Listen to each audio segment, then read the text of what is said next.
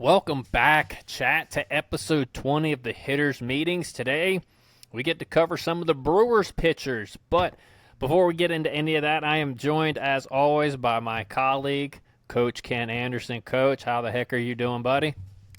I'm doing good. My daughter's way better and getting there. We got a long way to go, but it's good.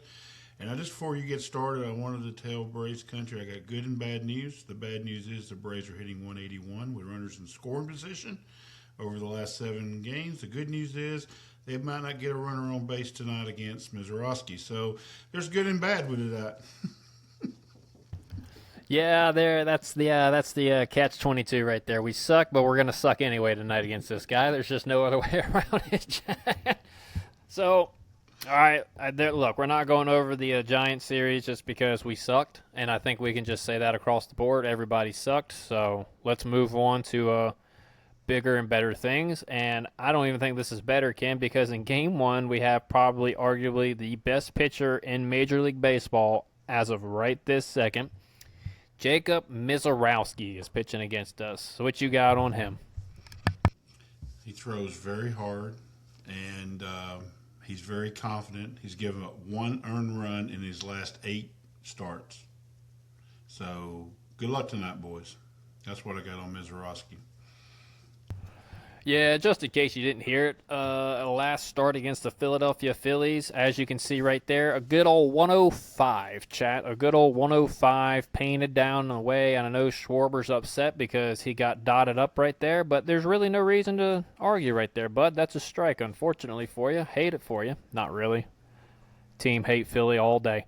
But getting back on track, let's go back into his pitch mix. He has the fastball, as you saw, that touches 105. He's got the slider, he's got the cutter, he's got the changeup, and he's got the curveball. But, in my opinion, and I'm not shitting on Jacob here, this is just common sense. All of his off-speed is really, really good, but it's because he throws 105 miles an hour. Let's just keep it a $110 with you, okay? His stuff doesn't have elite break. It's good enough, and that's all it needs to be is because he throws so daggum hard. So, guess what we're going to be doing, Ken? We're going to be hunting a lot of fastballs tonight because he throws about 70% four-seam fastball. So, and that is to both hitters. It doesn't matter righty or lefty. He don't care who you are. That's what you're going to get. So, his cutter and slider are pretty much the same pitch. I didn't see a whole lot of difference. Every once in a while, you can tell when he throws the slider will actually drop like below the zone, but other than that, it looks just like the cutter. So, and he's got the changeup and curveball. Obviously, curveball is our death sentence as the Braves, apparently, because we can't hit curveballs. But moving on. Righties, you're going to see fastballs, sliders, cutters. Lefties, you're going to see four-seam cutters and curveballs. But again, remember, sliders and cutters are kind of the same pitch, in my opinion, with him. So, right-handed hitters, your approach. Hunt the heater from the middle to the outside corner. You want it to start mid-thigh to kneecap high. The reason why we are hunting low in the zone, chat, you can't catch up to 105 at top shelf. Can you, Ken? No. So we're hunting that bad boy down in the zone tonight. All right. So if he throws a fastball for us, you're gonna have to expand low in the zone if he starts painting down there, because that's just the gamble that we're gonna have to take tonight. Unfortunately, he's going to try to live on the outside part of the plate in order to get you expand later in the count on the cutter and the slider. Anything that starts middle away and starts to break away, please, for the love of God, take it, because there's no need to expand east and west when we're already going to expand south. So take anything that breaks away that starts in the middle of the plate. We cannot help him by expanding anymore. Take the spin that starts middle away and swing at the spin that starts off the plate inside, or it starts on the inside corner and about belt high. That's the one that you can get out in front and really do some damage on. Don't even think about sitting back and trying to drive the ball to right center field against this guy because he throws 105 miles an hour. Just get your swing off. So, righties, look on the outside corner and just try to get your swing off against the fastball when it's in the zone, because he's going to throw fastballs and he's going to hit them, and he's going to start hitting the strike zone with them. He can locate 105. So don't overthink it. Let that be your approach. Drive the ball and get your swing off as quickly as you can. Lefties, you're going to do the same thing. You're going to hunt the fastball.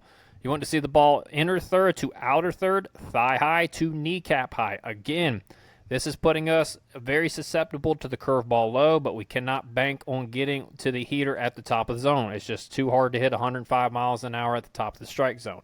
Take the heaters up top, hunt low in the zone. Anything that starts middle in and breaks, take it. There's no reason to swing at anything that's going to come into you and break into you because it's going to be a ball. Do not expand east or west because we're already going to have to expand on the bottom of the strike zone. Okay, that's enough, and it's already making him hard enough to hit.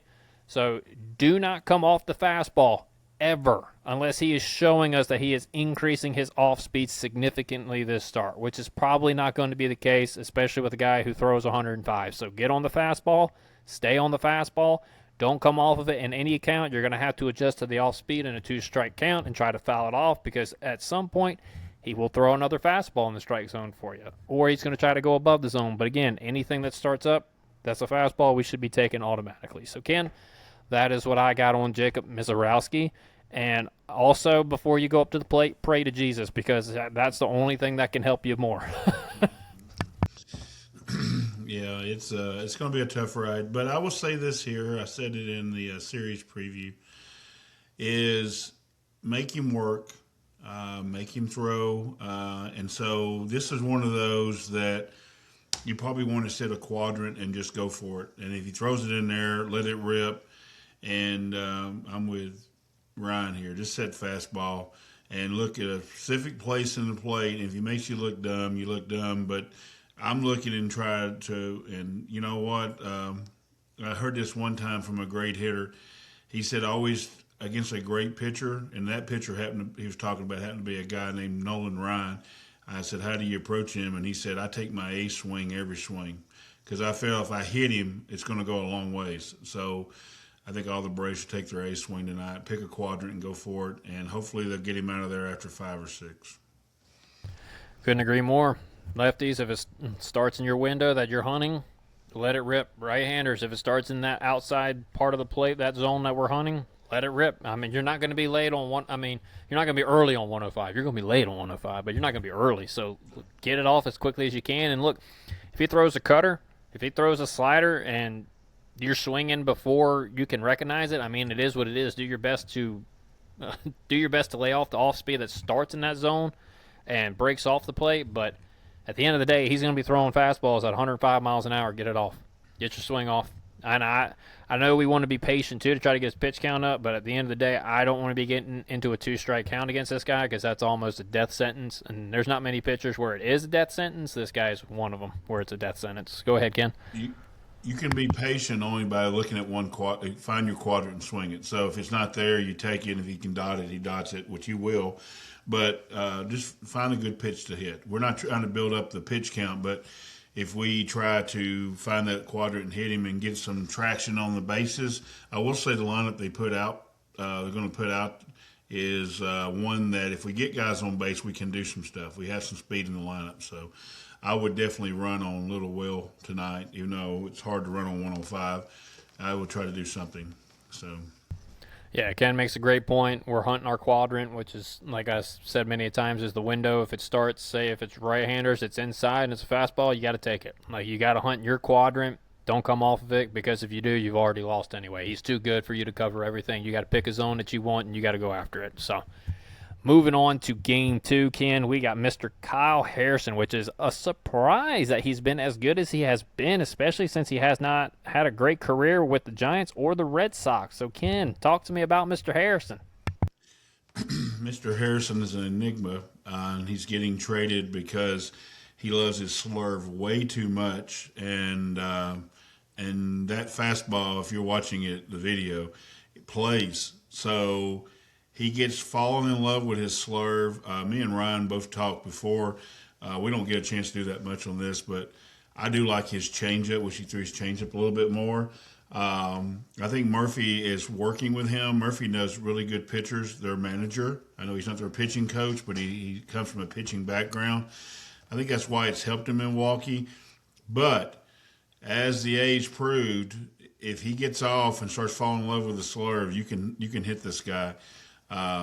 So I'm interested in what Ryan says, but we can do some damage against him. But if he if he just keeps staying in love with that slurve, because he gets it out of the strike zone. That's how he gets high pitch count, walks guys, and so I think he's hittable. I very much agree with you, Ken. I think he is hittable. He hasn't been very hittable this year per what everybody else has done. But if you look at what he did last year compared to this year, which I did, he hasn't changed up a whole lot. I think he's increased his fastball usage a little bit, his changeup usage a little bit. His slurve has gone down a little bit compared to what it normally is. But metric-wise, he's pretty similar. His slurve has a little bit more break. His changeup has more depth on it this year. I think that was the biggest thing. They fixed that. So let's get back to Mr. Harrison's pitch mix. He's got a fastball, he's got the slurve, he's got a changeup, and he's got a sinker. He doesn't hardly throw the sinker, and I mean hardly. I mean he's thrown like 5 all year, so just go ahead and eliminate that pitch. Right-handers, you're going to see the four-seam, the slurve, and the changeup. So you're seeing all 3 pitches. Lefties, you only got to worry about 2 of them. He's going to go fastball and slurve on you. So, right-handers, our approach. We're going to hunt the fastball and changeup window. I know he throws a lot more slurves than the changeup, but that is the one pitch that you can read a lot easier out of the hand, because the fastball and changeup are going to tunnel a whole lot better together. And the slurve, you can kind of pick up on the break and the spin. Changeup, you really can't do that. So we want the ball to start middle to the outer third of the plate, belt to high thigh. We want to drive the ball to right center field and have our direction going that way. The only slurve that we want to swing at, I know you guys have heard me say this before, it's going to start above the strike zone and off the plate away to the outside corner. So if it starts on the outside corner, as long as it starts above the zone, that's something that we can do damage on. If it starts in the middle of the zone and begins to break in, you take that pitch because it's going to be a ball and there's nothing that you can do with it. Lefties, your approach is going to be hunt the fastball. You want the ball to start inner third to outer third and belt to mid-thigh. Anything that starts middle away and breaks away, take it. The only slurve that we want to swing at, again, is going to be the one that starts at you and above the strike zone or on the inside corner and above the strike zone. Keep your direction to the big part of the field and look to do damage on the fastball and hanging slurve. Again, you want to stay big part of the field with this guy, especially if he's going to be throwing a lot of fastballs on the outer part of the plate. He is a 2-pitch pitcher against you guys, so take advantage of it. This is somebody I think lefties can do some damage with. I think Baldwin and Olsen specifically should do damage against this guy because they only got to worry about 2 pitches, and I don't think that's enough to do anything against them. So that is what I got on Mr. Harrison. Ken, what you got? Spot on. It's spot on, and I kind of hope that, I know Harris is not in the lineup tonight, but I wish, hopefully Harris can somehow, because this would be a guy he would rake against. But yeah, I think it's spot on, and like I said, I just said on his fastball, I don't think he throws his slurve in the strike zone enough, and I think that's what gets him in trouble. And so I'm going to try to hit strikes, and Ryan's hit it right on the head. So I think we can do some damage against him. To Ken's point on the slurve, it's a 2-strike slurve. He likes to throw a lot of the time, and it gets him behind in counts at times. And the ones that he does throw in the strike zone are very hittable. He does not command the slurve in the zone very well. So keep an eye out for that. Game 3, Ken. Me and you kind of like this lefty a little bit better than Mr. Harrison. Robert Gasser, or I'm pretty sure is how you say it. Yep. He doesn't throw gas, though, but that's all I'll give you. Ken, go ahead and hop on in. What you think about him? He's got an all right arm, and the gas nowadays, he'd be a hard thrower back in the day. But he's got a lead arm. The reason I say he's got a lead arm is because he can throw any pitch in any count.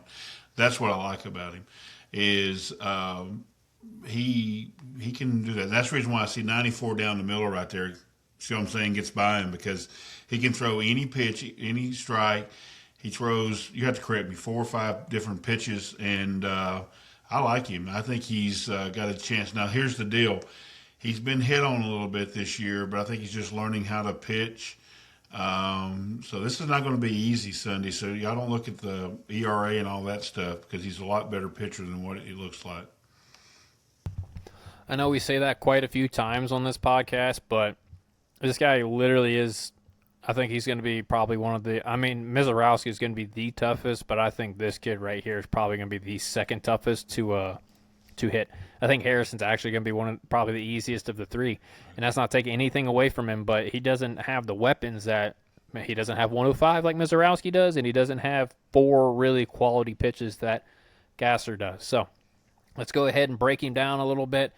Gasser has a four-seam, a sinker, a cutter, a changeup, and a sweeper. So he has a kitchen sink that he likes to throw at everybody. He uses all of his pitches to both righties and lefties. The one exception is the left-on-left changeup. He does not throw it much. So when behind in the count, he will use either the sinker or cutter to get back into the count. When he is ahead in 1-2, 0-2 counts, he likes to try to get a chase on the four-seamer above the strike zone. That is one thing that I did pick up on. Right-handed hitters, your approach, we are hunting 2 windows, so you can either pick one or you can do both at the same time. It depends on what you're comfortable with as a hitter. So we're going to hunt the sinker and changeup window, and you can hunt the sweeper and cutter. So with the sinker and changeup window, we're looking for the ball to start on the inside corner to the middle part of the plate, belly button to high thigh. Anything that starts in that window and breaks into you, take it. It's going to be a ball. The cutter and sweeper window, we want the ball to start above the strike zone and to the high thigh and off of the plate away to the outer third. Anything that starts in that window and moves away from us, take it. We're going to be looking for the sinker and changeup and the sweeper and cutter all to end in the middle of the strike zone so we can do damage on it. So like I said before, you can pick one of the windows to hunt or you can do both if you're feeling comfortable, because each of those pitches, if it starts outside, it can be the cutter and sweeper that falls back into the middle, and if it's the sinker and changeup that starts on the inside part of the plate, it's going to break back towards the middle of the plate where you can do damage on it as well. So I think if you're an elite hitter such as Olson, used to be Riley, and those guys, you can do damage on this guy by hunting both of those windows. But if you're not and you're more comfortable with hunting either sinker, changeup, cutter, sweeper, pick one of them and run with it, because he's going to throw one of those pitches eventually, and it's just depending upon if it's going to be in the strike zone or not where you can do damage on it. Left-handed hitters, your approach is going to be hunt the sinker window and the cutter sweeper window. For the sinker, you want it to start on the outside corner to the middle part of the plate, belly button high to high thigh. The cutter and sweeper, you want them to start above the zone to the belt, inside off of the plate to the inner third part of the plate. These windows will keep you on pitches that should come into the meat of the zone so you can do damage on it. If it starts in the middle of the zone and breaks away, take it. If it starts in the middle of the zone and breaks inside, take it. Do not expand your zones low. Keep your sights up in the strike zone and keep your direction to the big part of the field. That goes to the right-handed hitters as well. Do not expand your windows. Keep your approach locked in, because as soon as you lose your approach as a hitter, it's going to be a long day. It doesn't matter who's pitching. So don't expand low. Keep your sights up, because that's when you can do damage on this guy. If you start chasing his pitches low that are going to be off the plate and below the strike zone, it's going to be a really long day at the plate. So, Ken, that is what I got on Mr. Gasser. Do you have anything else? The only thing is all the older guys on here will tell you, we used to say, he's the guy that looks like when he's warming up, you're going to nail, and then you go back there and can't figure out how you went 0 for 4. If you saw some of those videos, his fastball's got a little bit of giddy up, especially the top of the zone. I expect him, watching the way we swing the bat, we're going to get a lot of that fastball at the top of the zone. Let's just be on time and hit it. And I'm talking to a couple of guys that have been struggling with that, but they have looked like they've been turning the corner. Ozzie may take him deep here, to be honest with you, because that fastball there, Ozzie can hit that. So, yep, let's go. Let's hit him. Yeah, Ozzie, I think, could hit just about any left-handed pitcher, but for him, he's got to really lay off the stuff down. Mm-hmm. God, if Ozzie can just lock in his approach for a long stretch, he's going to get really going. His swing looks good. All right, we're moving on to the bullpen chat. Now, I could have gone 1 or 2 righties. They're both pretty much the same pitcher. They're a 2-pitch guy. They both throw gas, and then they have one has a changeup, one has a slider, so I just stuck with the one guy. And the guy that I chose was Abner Uribe, Ken. That is the righty that we're looking at in their bullpen. What can you tell me about him? I love the Brewers bullpen on my fantasy teams. They're all over my fantasy teams, all 3 of them. Abner is a sinker ball pitcher, so I haven't even talked to Ryan about him, but, just get the ball and hit it. He's going to throw you a lot of sinkers, and You know, I mean, he's when he's on, he can dot the bottom of the zone with a slider. He becomes very difficult. That's not a strike, John Tupain. But if you can get the ball up and make him throw the ball up, not above the strike zone, get him up a little bit with a slider, he can be hit. I very much agree. So his repertoire is very simple, Chad. He is a two-pitch guy. He is a sinker and slider guy. So right-handed hitters, hunt the sinker. You want the ball to start belt to high thigh, off of the plate, away to the middle part of the plate. Anything that breaks away is in that window.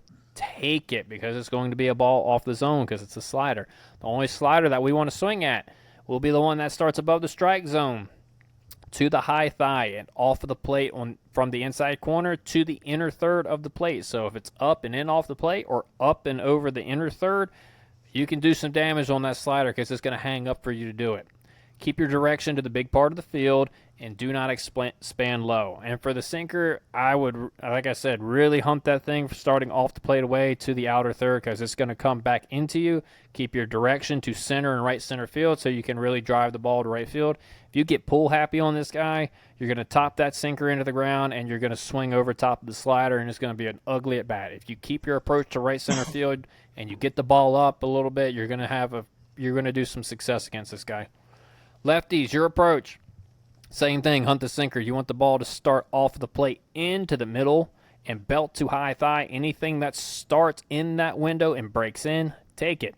The only slider we want to swing at will start above the strike zone and off of the plate away to the high thigh, and it'll be off the plate to the inner third part of the plate. Keep your direction again to the big part of the field and do not expand low.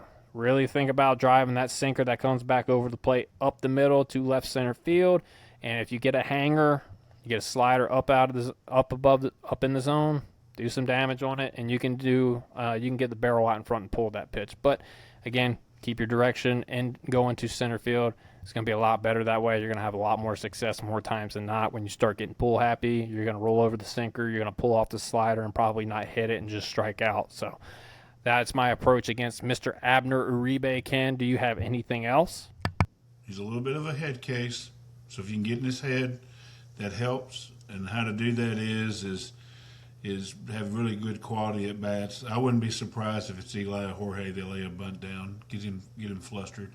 But he is a little bit of a head case. He will walk. So if you look at his lines, he has these great games where he goes 1 inning, 3 strikeouts. Next game, 1 inning, 3 runs, 2 walks. He's got a kind of a weird thing. So get in his head a little bit. Just to Ken's point, in his last, I think, 11 innings, he has walked 8 guys. In his previous 10, he walked 3. So you got to make sure he's in the zone. Again, do not expand your hitting zone, your hitting window. Make it be in there for you to go after it. And if it's not, take it. Make the guy work because he's not somebody that you can't hit. You just got to make sure you're going after pitches that you want to go after in the strike zone. The next guy I think might be one of their best bullpen arms in general, Ken. Aaron Ashby. What do you got on Mr. Ashby? He was the starting pitcher for a while, and then they moved into the pen, and they have developed a really good, tough pitcher. He's really good. He has a good fastball. Pretty much, if it's hot, it's going to be high. If it's cold, it's going to be low. That's what we used to always tell our kids. So as soon as you start seeing it come out, that's where it's going to be. So,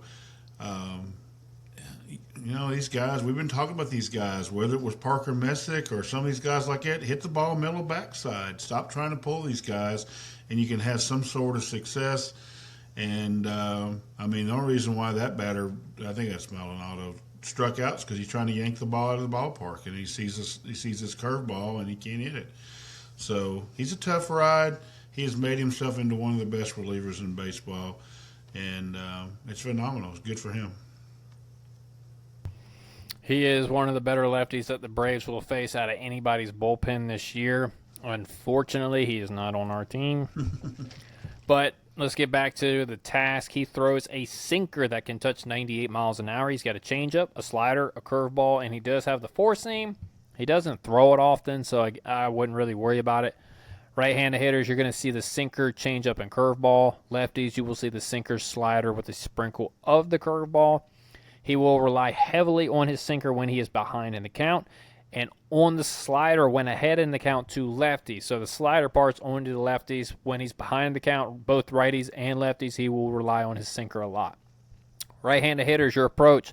Hunt the sinker and changeup window. You want the ball to start belly button to high thigh, and on the inside corner to the outer third. Anything that starts in that window and breaks into you, take it. The only curveball we want to swing at will start above the strike zone and off of the plate away to the middle part of the plate. Keep your direction to right center field and do not expand. And please, for the love of God, if it breaks into you and it starts in the strike zone, don't swing at it. It's not going to be a strike. He has way too much break on his curveball for it to be a strike if it starts in the zone. It's got to start above the zone. Lefties, hunt the sinker. You want the ball to start off of the plate away to the middle part of the plate, belly button to high thigh. Anything that starts in that window and breaks away from you, take it. The only sliders and curveballs we want to swing at will start above the zone and at us to the inner third part of the plate. Keep your direction to the big part of the field, and do not expand your zone low. That goes to you too, right-handed hitters. Do not expand your strike zones low. That is going to be a common theme throughout this series. Keep the ball up. The only guy that we want to hunt low in the zone is Mizorowski, and that's because he throws 105 miles an hour. Ken, that's what I got on Mr. Ashby. Do you have anything else? No, that's a pretty good report. He's a good pitcher. That he is, and we got to do some predictions, Ken. What do you think we're doing this series? Man, I tell you what, we've been on the recap. I was on the recap with Aaron. Did my series preview. I'm saying 2 out of 3. I'm begging we don't get swept. But I think we can win the Saturday and Sunday games. And if we somehow get sneaky and beat Mez, then it affords you to split those 2 games. I'm always going to have faith in the old man's going to throw a good game. So the Brewers will probably get 2 to 3 runs. But somehow if we can muster and try to win a game, it's going to be a very tough series. The thing that we cannot get done this weekend is get swept. That would be the nightmare before we go out west. So I'm going to think positive and say 2 out of 3, but I'm not going to be shocked if we get beat 2 out of 3. Yeah, I'm right there with you. I can see us going 2 out of 3 if we swing the bats well. If Austin Riley somehow wakes up from the comatose that he is currently in and actually can start hitting a baseball again, I want to say 2 out of 3, that we can take 2 out of 3, but I see the likelihood of us losing 2 out of 3 more. So I'm going to say we are going to go 1 for 3 in this series. And I'm only confident in that is because I think we can either beat the guy in Game 3 or we're going to somehow squeak out a win against Harrison, but then get carved up the next day against the lefty that I think is a little bit better. So I'm going to say 1 out of 3. Unfortunately, I just don't have the faith in the offense right now like it used to be until they start having better approaches and better swings at the plate. So I'm going 1 out of 3, which sucks because we're starting to lose a little bit of ground in the overall standings. I'm still not worried about the National League East. I'm worried about getting one of those first-round buys and trying to get home field advantage for the playoffs. But, you know, it is what it is. Ken, if the Braves do win 2 out of 3, who do you think will be the big player in the series? I'll take the guy who looked good in the last game. I'll go Austin Riley. I think Riley. I text Ryan, and Ryan is just kind of checked out as his favorite player, and I understand that. If it was Matt Olson having this same thing, I would be the exact same thing. So I think all y'all finally have come to that realization, and y'all have kind of laid off of him because if it's your favorite player, it's just you can't do it anymore. But I'm going to do one for the team. I'm going to take Austin Riley. I loved his at-bats, even his last at-bat. I was with Ryan. I didn't like the strike 2 swing. He's got to lay off of that. But Ryan Walker dotted that slider, unhittable pitch of strike 3, and he almost hit it. So that was when I thought Austin, and I said all along, Austin gets hot on Father's Day weekend and starts carrying the team. So I'm going to stick with it. And if he doesn't, Austin, I'm going to bitch and moan. I don't ever say a bad word. Come Monday. But I'm going to take Austin. Austin Riley, you got to show me something, buddy. You have 1 or 2 good games, and you shit the bed for the next week, and it's all because you're I'm just going to get on a little bit of rampage. If y'all watch the Austin Riley video, is that not exactly what happened? He got back to his rhythm, what he normally does that works for him, had a great game, 3 hits. When he gets out of that and he tries some other stupid crap with his rhythm, he goes 0 for 3 with 3 punch-outs. I just want to get on that tangent real quick. It's not always a swing thing. Sometimes it's a rhythm thing. Sometimes it's an approach. Swing looks great. I don't see anything wrong with your dang swing. I see everything wrong with your approach and your rhythm. How about we focus on that instead of your daggum swing one time? I'm going Ozzy Albies. Yeah, that's a good one. I think if anybody can hit 105 miles an hour, Michael Harris can, because Michael Harris just has a naturally quick bat, but unfortunately we're missing Michael Harris. Ozzy Albies can do it too. Matt Olson-Burner and I agreed on that. I think Ozzy's going to have a very good weekend, so he is going to be my pick to click, Ken. And before we say goodbye, do you have anything else for the people at home? Hit with runners in scoring position, please, for the love of God. I'm tired of watching this. And I love you, Brace. Go Brace. Just hit the baseball. That's all I require. Just hit the daggum ball. What was it, like 220 on the last road trip, if that? We hit 220 overall, 194 runners in score position, and we lowered that runners in score position to 167 over the last 2 games. And we were probably hitting $180 just in general. So just hit the daggum ball in any situation. Have good at-bats. Have good approaches. Mauricio Dubon, eat some protein and pump some iron, because you need to hit some of those baseballs out of the ballpark the other night. My goodness, man. Getting a little bit more oomph back in there. He got one. He could have had 3 that night. All right. I'm not getting on Dubon. I'm just joking. I know Doobie's not a home run guy. All right, Chad. Just don't crucify me. But with that being said, me and Ken are done, and we'll see you guys for the next series preview. Peace. You know what, boys? You guys are going to be world champions for the rest of your life.